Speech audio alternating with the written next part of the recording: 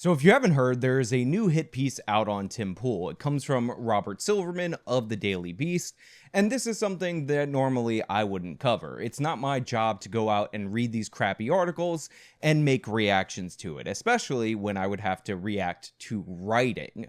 Who has time to read anymore? Am I right?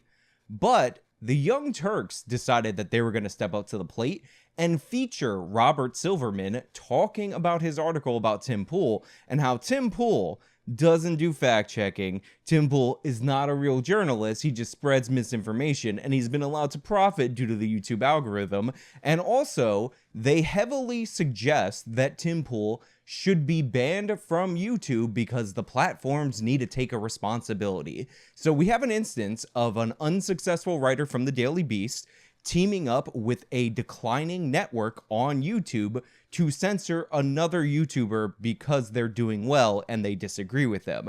And what makes this so ridiculous, what makes this so absurd, is that Robert Silverman is on the Young Turks.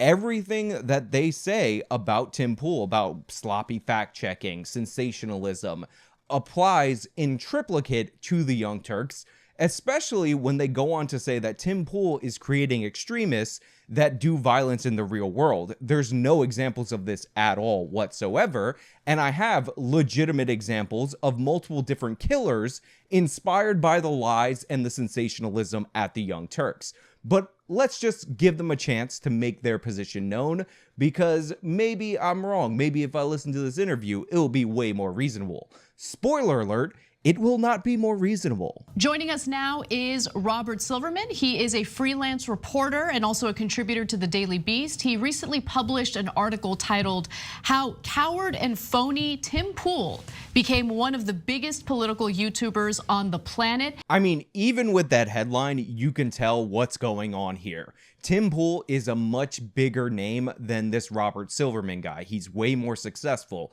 So we have a headline with a guy whose audience is very active, very engaged in his content, that trashes him in order to grab your attention. Essentially, what this headline reads as is desperation to draw you in with the name Tim Pool on this hit piece so that you could come in and, get a little hate clicks so that the Daily Beast can make more money. Make sure you check out the piece. And Robert, thank you so much for taking the time to speak with us today. I think that this is an important story, not only to understand the rise of Tim Pool, but how certain people are really elevated on various platforms, including YouTube. Well, thank you so much for having me. I agree. Look, Tim Pool has made a very good living being a political pundit on YouTube, and he has built, this little mini fiefdom of his.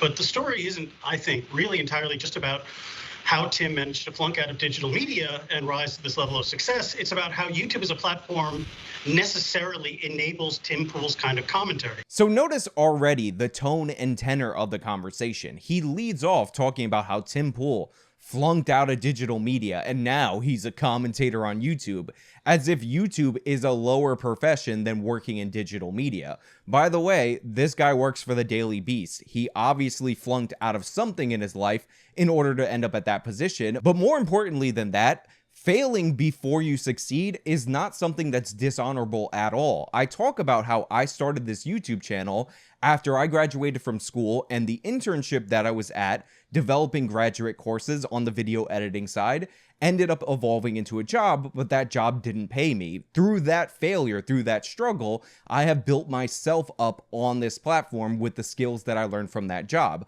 I didn't make it there, but I made it somewhere else, and I'm proud of that, and I acknowledge that that failure, among many other failures into my life, led me to the success that I'm at now. That's just my attitude about it. Maybe this guy's born rich, like Carlos Maza, billionaire parents, and he needs, to have everything handed for him from the jump, and any failure in that family is considered not good because you always have your parents backing you.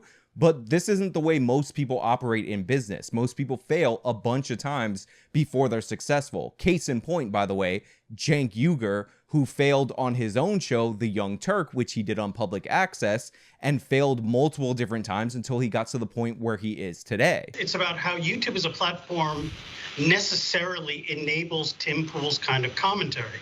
And by that, I mean commentary that is sensationalist, that is cranked out quickly, that doesn't necessarily have to be backed up by solid research or insight. And almost as a matter of logistics and as a matter of the function of how YouTube works, it necessarily thrives on conspiracy and ill-advised speculation. So there's two things that we have to take note of right there because I think they're really important. The first and the most obvious is the invocation of the YouTube algorithm. It's YouTube, it's the system, it's alternative media that allows people, evil people like Tim Pool, to rise up. And the second thing, obviously, is they're describing the Young Turks. The Young Turks, way back in the day, like Alex Jones, was one of the only games in town when it came to online politics.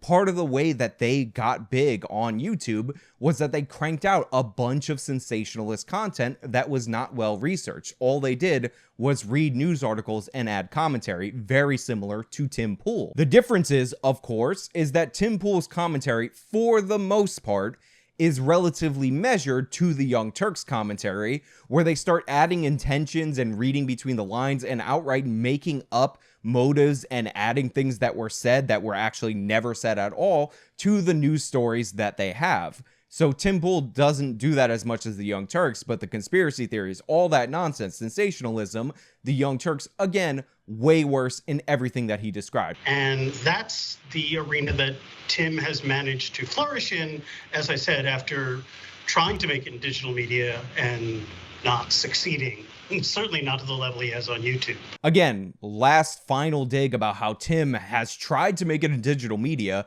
but he didn't succeed. He's not succeeding in digital media, at least not to the way that he is on YouTube, where he has like 3 channels that generate something like 100 million views a month at his peak. He has a successful podcast that usually has, on the low end, 30,000 live viewers.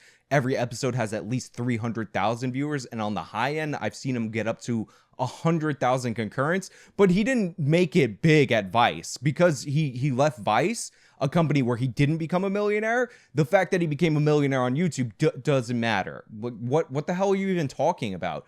Again, all this is applied to the Young Turks, but moving on.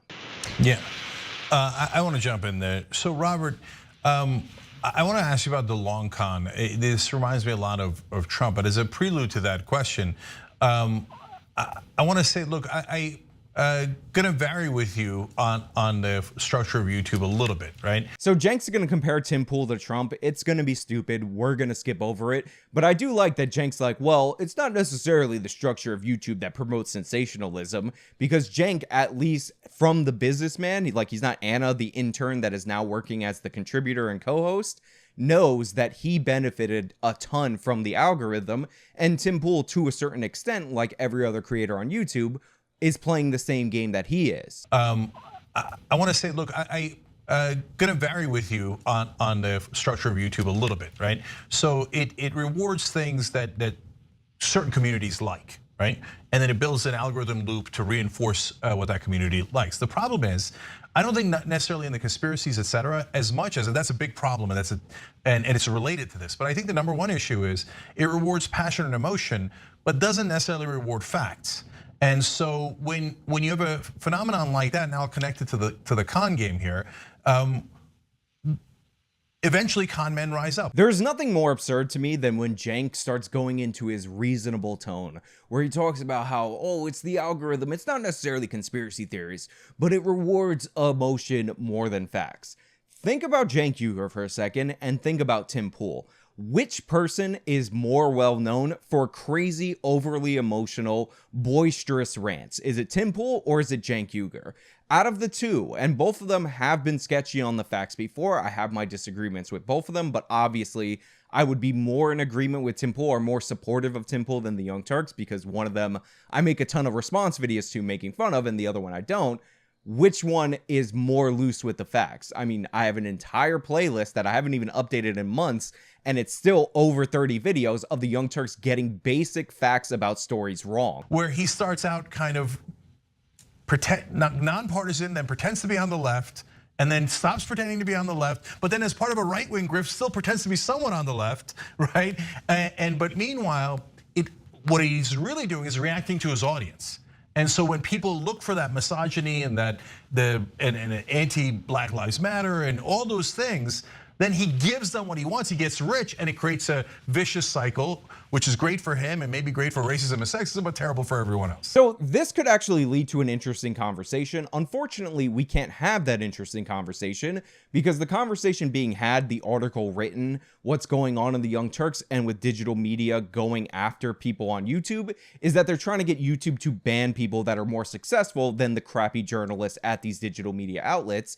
And that is that people do react to their audience. People are more likely to be changed by their audience than they are to change their audience's mind. This is a thing that happens. This is something that not a lot of creators will talk about because I don't think as many creators are as confident in their positions as I am to discuss this.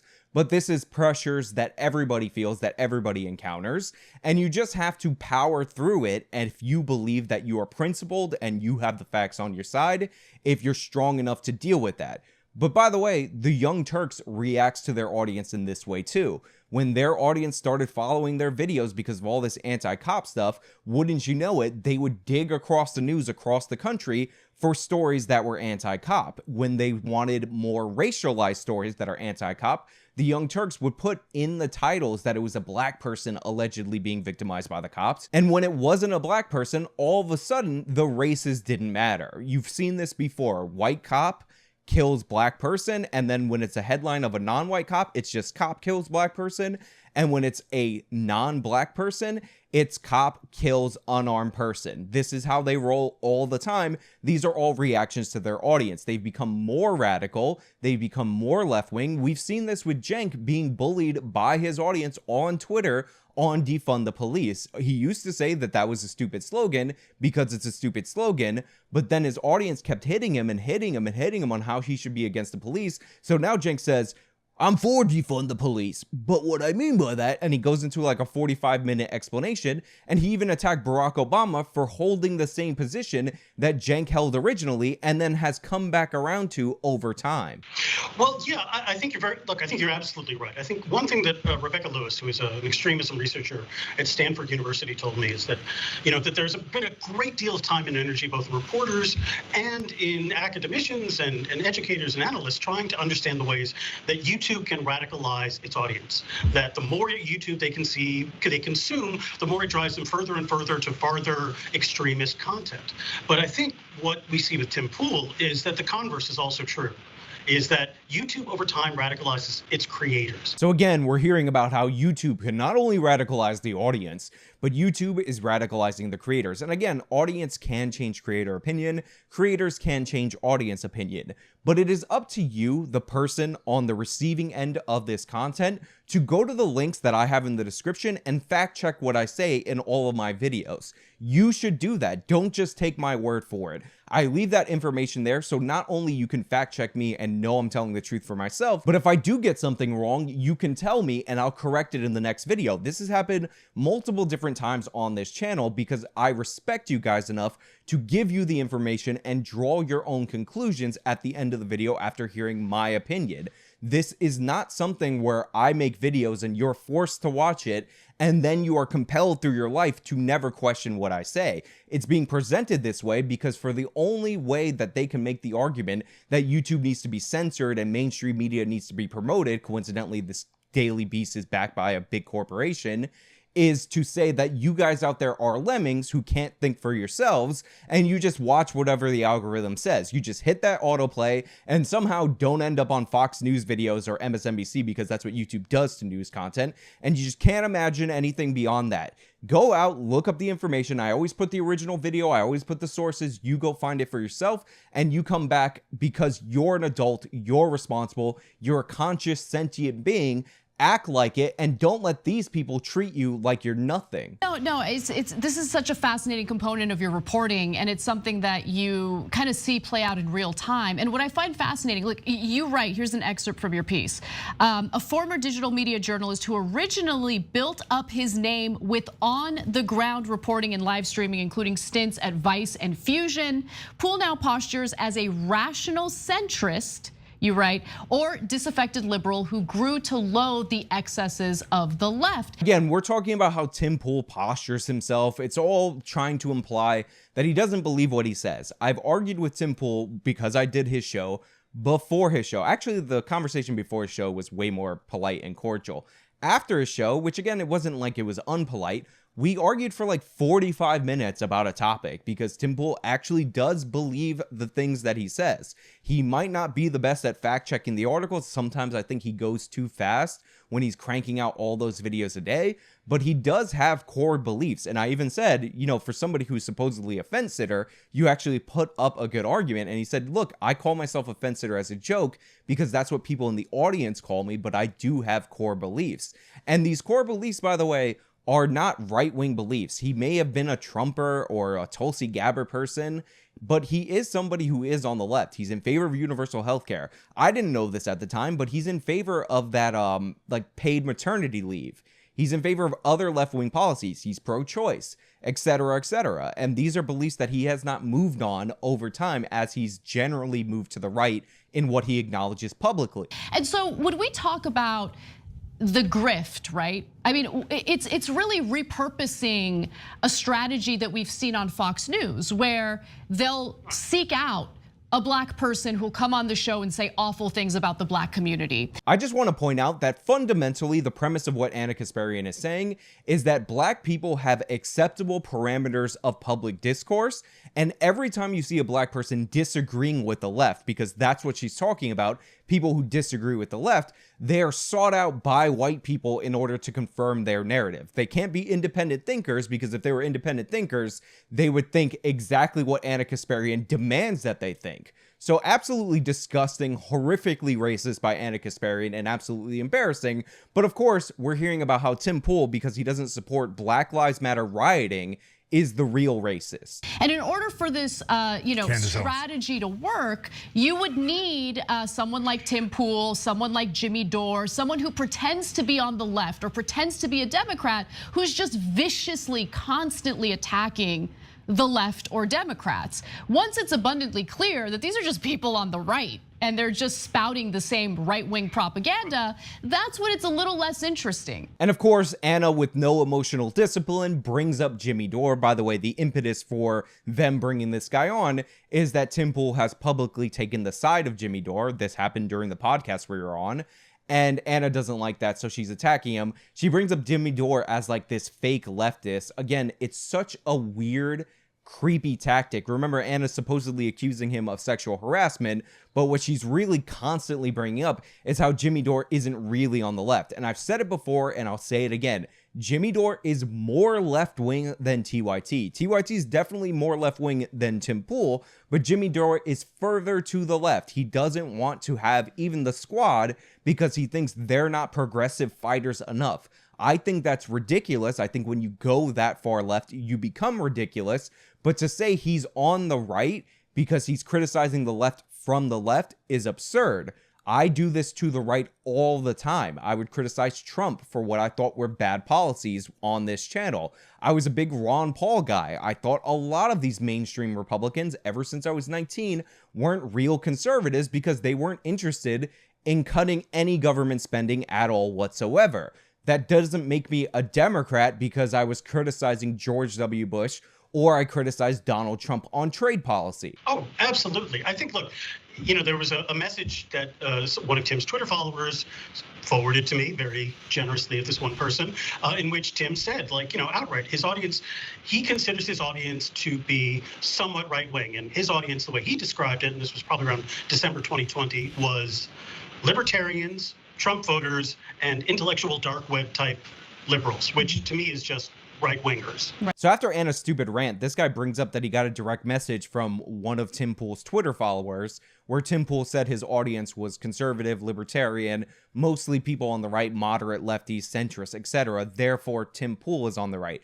Again, it's this idea that your audience has to 100% be aligned with you, which makes sense from the progressives because they're like a cult. But conservatives, as been proven multiple times with research, look into other people's opinions and understand left-wing opinions better than left-wingers understand conservative opinions. It's amazing. Yeah, I mean, look, we've seen this scam now countless times. Dave Rubin did it originally. Dave Rubin starter kit, really. I mean, look, you could say it goes back to David Horowitz, too, if you want to really That's right. delve into history, yeah. That's right. I mean, you guys look up David Horowitz. He ran that scam decades ago, but he didn't have the power of the algorithms behind him to make it more credible and et cetera. And so full disclosure, I've done a video series for the David Horowitz Freedom Center, actually more than a few video series for the David Horowitz Freedom Center. I know David Horowitz, I like David Horowitz, and I can objectively set all of that aside to tell you that what Cenk Uygur just said about David Horowitz is absolutely absurd and ridiculous.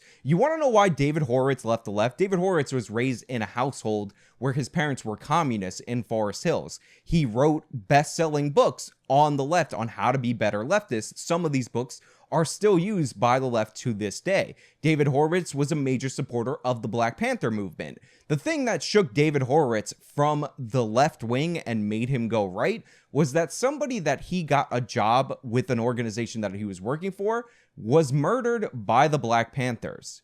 That shook him to his core, so he took 10 years off from public life, reformed his opinions, and wrote an article about how he was one of those Reagan Democrats. So he took a decade off after a horrible tragedy in his personal life, then came back 10 years later to say that he was still a Democrat, but he was going to vote for Ronald Reagan.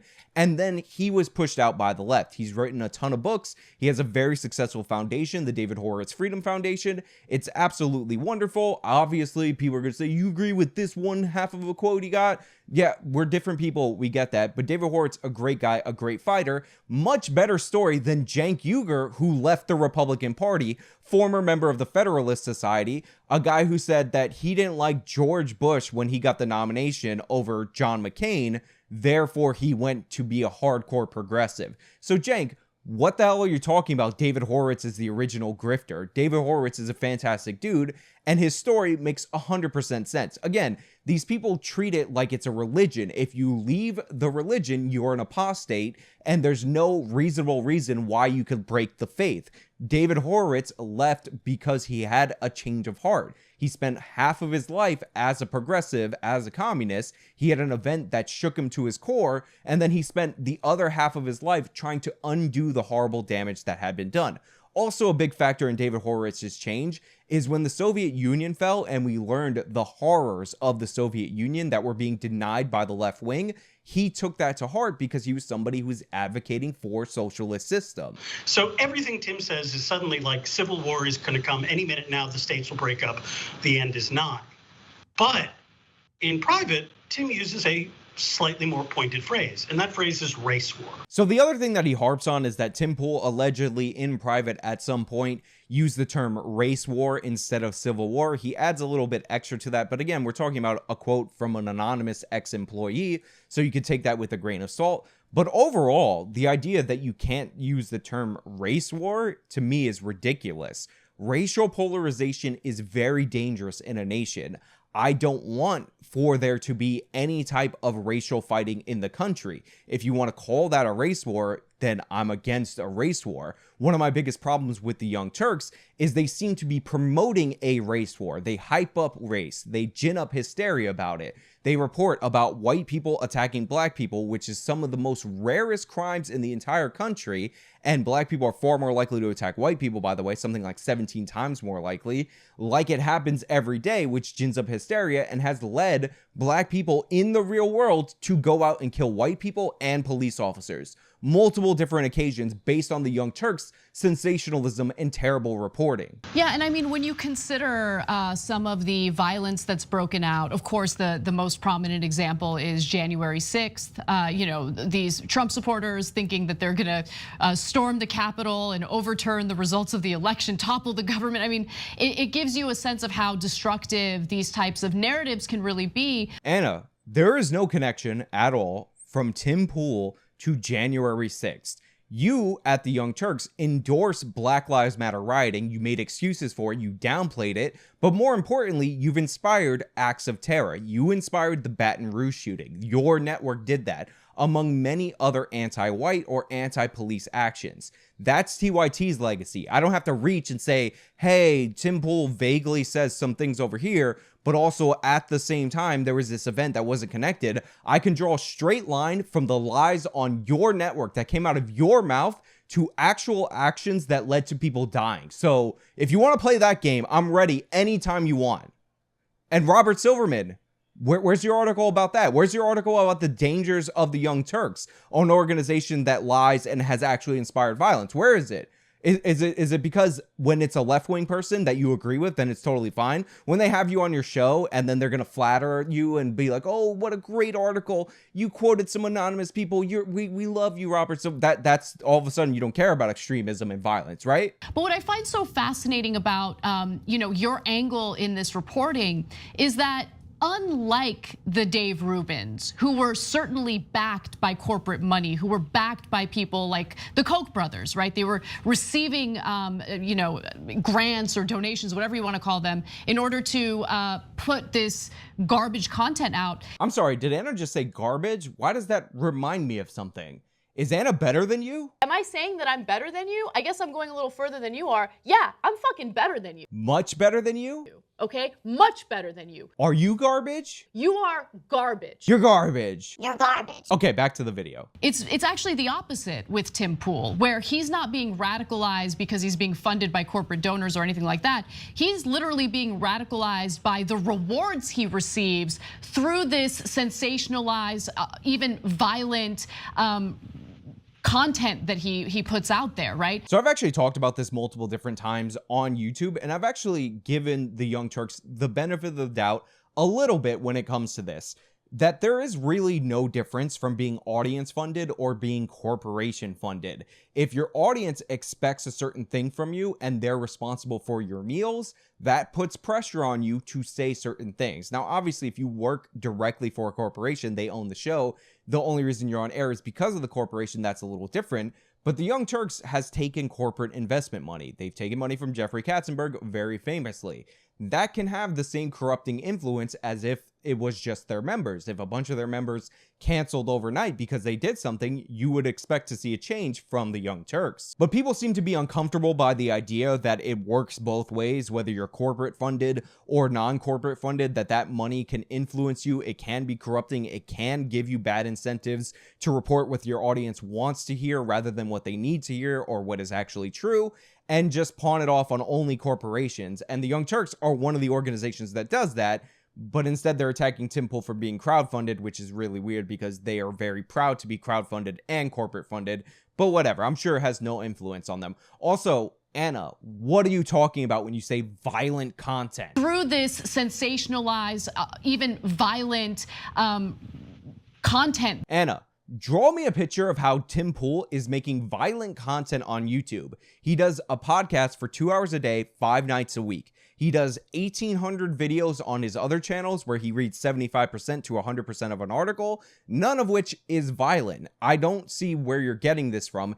It's absurd. If you're talking about inspiring violence, then I got some cases for the Young Turks to take accountability for anytime you're ready. So he gets the positive reinforcement and it creates that vicious cycle. Is there any discussion among these platforms that host him about maybe reconsidering the incentives on these platforms? You get what I'm saying? Yeah, Anna, I get what you're saying. It's actually the reason why I'm making this video, because that is a question that I have heard almost verbatim from every single corporate shill, crappy left-wing content creator that wants to get somebody banned off the platform. Are the platforms even aware that these people I disagree with are able to succeed on their platform when I don't like their content? Shouldn't the corporation know something about it? Don't they have a social responsibility to promote my crappy views and my misinformation instead of this information that I don't like? Absolutely disgusting how the Young Turks have devolved into promoting censorship. They've been doing it for a long time, and there's Anna Kasparian serving up a corporate-fed, word-for-word question to this guy about how Tim Pool should be censored. Disgusting how far you've fallen, Anna. Shameful. Like, are they aware? Are they even aware of how the algorithm, I think, it's an unexpected or unintended consequence, but are they aware that this is happening? And if they are they planning on doing anything about it? Are they aware of the problem? Are they planning on doing anything about it? We could be making more money if we just eliminated every option for political content on this platform. Could they do something about it? Robert Silverman, you wrote this hit piece. This is what you're really driving at. Could there be a way that we could have less opinion on the internet? I'm a progressive. That's why I'm in favor of censorship.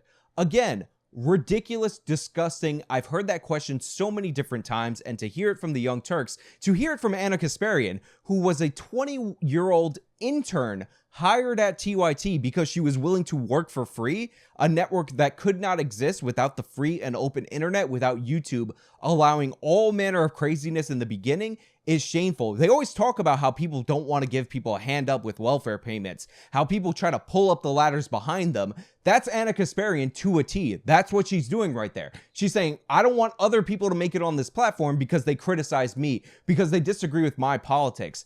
Disgusting. And she's going to a freaking mainstream media or alternative tech-funded media Daily Beast guy and begging him to go get information from YouTube about how they're going to censor them. Have they done anything about Tim Pool? Have they hit Tim Pool hard? It's really disgusting that other people are allowed to succeed on the platform that I don't like and that don't like me, and I'm sure this has nothing to do with the fact that they made fun of me on the show and took sides with Jimmy Dore. Also, Jimmy Dore, I'm going to mention him a bunch of times because I'm Anna Kasparian and I'm obsessed. Well, you're going to have to talk to a better sourced reporter than me. I don't have any information about what the platforms might or might not be considering. I think the only thing I can say is there is nothing that Tim said on YouTube that would have violated any rules. He's brought Alex Jones on a couple of times.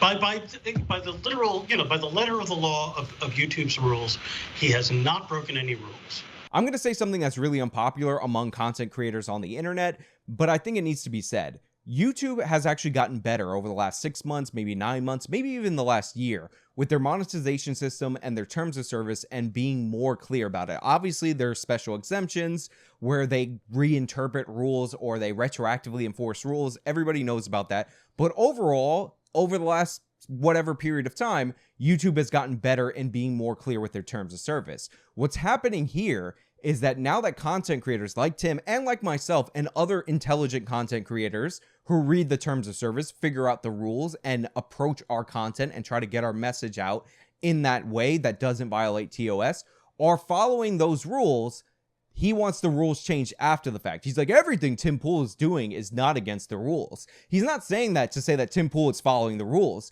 He's saying that because he wants YouTube to arbitrarily enforce imagined rules against him or change the terms of service and enforce them retroactively. That's what this guy's about. And that's what the Young Turks are platforming. Again, they made their bones on YouTube and they're trying to destroy the platform for other creators. Haven't enough people been banned that disagree with the Young Turks? Haven't YouTube purged enough people on the right? This is disgusting and they ought to be ashamed of themselves. And I know I said that before, but it really needs to be emphasized that Anna is not better than us and we are not garbage. They're the ones acting like garbage right now. By the way, they're not unsophisticated, meaning Tim Pool and other grifters, in that they understand where the rules are. Now, by the way, you don't curse. Now, we don't curse because we're on other platforms where it's simply not allowed. We're on a dozen platforms, right? But on YouTube, you can curse. But if you do curse, some of your videos will be demonetized. Right. And that'll and that'll take off a wing of Tim's house, and he doesn't want that. Right? And so what I absolutely love about this is that Cenk talks about how Tim Pool doesn't curse because part of the YouTube algorithm advantages you for bleeping out or not swearing in your videos. Then he says, well, we don't curse. The Young Turks used to be the most foul-mouthed channel. Anna Kasparian, case in point, one of the worst offenders on the platform, because we're on other platforms that don't allow it. So that joke about Tim Pool's house that all three of these guys all laughed at because it's so funny, it applies to the Young Turks as well, because not being on those platforms would cost them money. Seems like the Young Turks are dinging Tim Pool for rules that he imposes on himself because of money, while they impose those rules on themselves to make more money. But we're all gonna chuckle about it, right? what he's trying to do is gain fake legitimacy, which allows him to basically go under YouTube's radar. And so, and if he actually was a centrist, well, there'd be nothing wrong with that at all. If he was any of the things that he claims to be, well, you might disagree and we might think it's terrible or abhorrent, but it's perfectly acceptable. The question is it real or is it not real? And what is it driven by? And then, which leads to the last question. Look, when you get to the fake legitimacy. Cenk, when you call yourself the largest online news program in the world, that is you trying to get yourself fake legitimacy. Even in Cenk's documentary, which, by the way, to go back to that emotional thing, it's literally called Mad as Hell, Rise of the Young Turks. When Cenk started saying we're the largest online news program in the world, they have cutaways to other people who work at the Young Turks who are like, yeah, that's not true, but Cenk just likes to say it. Why do you think he's saying that? Fake legitimacy. The last question then, Robert, though, is when you realize that phenomenon exists, how easy is it to manipulate? I mean, if outside forces came in, whoever they might be, and they started giving money through Patreon or honestly YouTube Super Chat or any of these things, and they started giving at enough levels for the creators to notice, it would seem that it would be, if the creators are not really strong and principled and haven't been around a long time or whatever, or they could be new and principled, but if they're not really, if they don't have a moral core, it would seem that it would be fairly easy to manipulate them by giving a little bit here and a little bit there, let alone a lot here and a lot there. Not at the Coke level money, but man, you see a couple of Super Chats and Patreons go in a certain direction when you say one thing, and then leave you when you say another thing. That might set up an incentive that could work really well in manipulating tons of creators. So remember what they said about Tim Pool and conspiracies? And by the way, I have pointed out where I think Tim Pool has slid in a little too far in conspiracies in a recent video where we were talking about Blackstone, where I delved into the actual information about what was going on with that situation. But Cenk's talking about how shadowy, unknown forces, he means the Russians, by the way. He's talking about the Russians, if you're not following, could be giving money to these right-wingers, to maybe even Jimmy Dore. Doesn't mention him, but in the back of their head, that's who they're talking about, and changing their opinion without anybody knowing because they're following the money, because they're unprincipled, etc. That's what Cenk is doing. He's going into a conspiracy theory about Russians pledging money on Patreon in order to control people. By the way, I have a Patreon. If you're a Russian oligarch and you want to pledge $1 billion, go to patreon.com/Sean Fitzgerald. Also have a subscribe star, but that's neither here nor there. Or as professionals like to say, neither nya nor nya. Okay, so I just hit the microphone, which is closer for the proximity effect and not used to the new positioning, so that totally messed it up. But back point Cenk conspiracy theories when they're making fun of Tim Pool for conspiracy theories. It would seem that it would be fairly easy to manipulate them by giving a little bit here and a little bit there, let alone a lot here and a lot there, not at the Coke level money. I like how he says not Koch brother money or this other money. Cenk, how about Katzenberg money, the money that you take? How about you reacting to a bunch of your members canceling membership because you're also dependent on that? You think you don't react to maybe you don't react to super chats because that's small potatoes compared to memberships that are monthly, etc. But you have all these same incentives. You're also not principled. You also have no moral core. When's the last time you produced a retraction? And if you did produce a retraction because you were forced to by a media firestorm, when's the last time you did it in good faith without attacking your critics and saying, oh, the Republicans are attacking me? Oh, so you said that it was a white guy. What happened? All these non-moral Republicans, even when you retract stuff, you have to inflate yourself. But Tim seems to have found like a right-wing misogynistic audience that's relatively real and is just serving them exactly what they want. And part of what they want is someone pretending that they're from the other side and saying, well, I'll tell you, you guys are so right. It largely is black people's fault. and women's fault. Oh my God. And Tim literally says that. You see, I have a quote in your piece. So I'm somebody who's seen a lot of Tim Pool content. I've seen clips from Tim Pool. Some of them were cringy, but again, you're clipping out somebody who produces a massive amount of content a day, like a minute clip. But Tim Pool has never been somebody who's come off as ultra misogynist. He doesn't preach to the incels as far as I know. He might do a video here and there about a woman that's over that wall that people talk about, that's upset about them not being married, but the guy produces 6 videos a day. To ding him on one of the topics on one of the channels where he produces 6 videos a day is a little bit weird as a misogynist.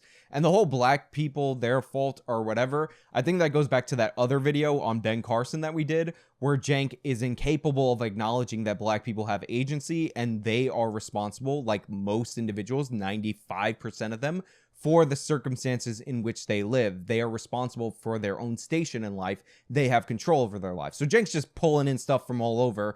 Never heard Tim Pool not be actually borderline regressive on race issues, saying that the history of discrimination did leave them this and that, and maybe it isn't all their fault. He seems like softer on those issues. Maybe not as soft as a lefty like Cenk is, but softer than somebody like me. Because again, Tim Pool is more on the left than somebody like me. And politics is broken. It's not just a kernel of truth, there's tons of truth there. That isn't the question. The question is, where do you direct people after that? If you direct them to it's black people's fault, it's George Soros's fault, it's women's fault, well, you're taking something that's true and then misdirecting them. Or it's progressives' fault, it's the Justice Democrats' fault, or whatever. You pick a category, right? There are real answers like money in politics and corporate rule, etc.